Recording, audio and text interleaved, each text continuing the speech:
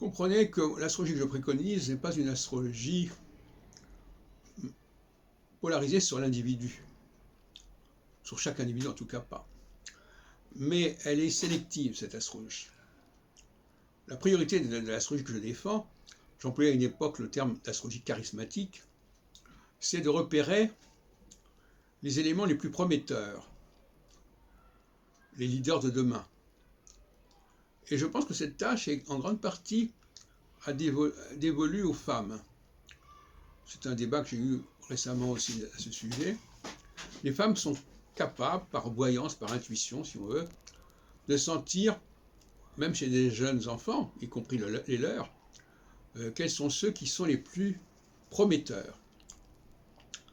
Et ceux qui sont les plus prometteurs, il faut les soigner, il faut les suivre attentivement pour qu'ils donnent le meilleur d'eux-mêmes,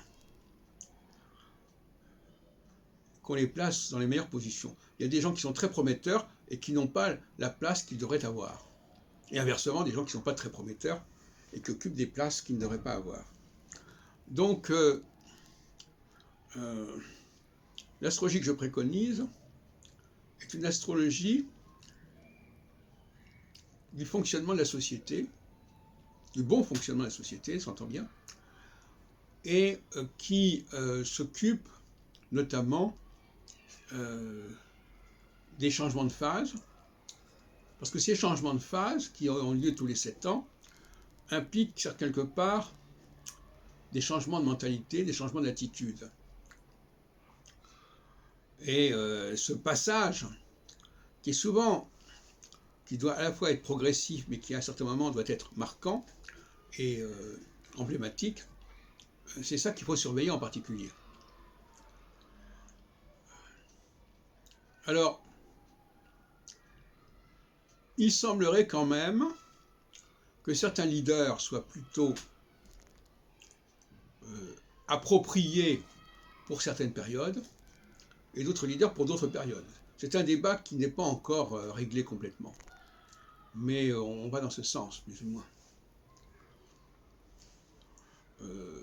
Vous avez 2 théories à ce sujet qui s'opposent. L'une qui voudrait que le leader soit marqué par l'évolution cyclique, par conséquent ne tienne pas les mêmes propos et pas la même attitude en permanence. Et d'autre part, des leaders qui sont axés sur un certain comportement et qui sont plus ou moins en phase selon que la période qui se présente leur correspond ou pas. Entre ces 2 hypothèses, mon cœur balance, je dirais, d'une certaine manière. Ce n'est pas complètement réglé, mais on peut tout à fait imaginer que l'adéquation entre les leaders et les périodes ne soit pas parfaite, ne soit pas immédiate, ne soit pas absolue. Il y a souvent des leaders qui sont en porte-à-faux. On voit bien, par exemple, actuellement, que si tout le monde était marqué par la même période, de la même manière, il n'y aurait pas de débat. Il n'y aurait pas d'un côté celui-ci, de l'autre côté celui-là.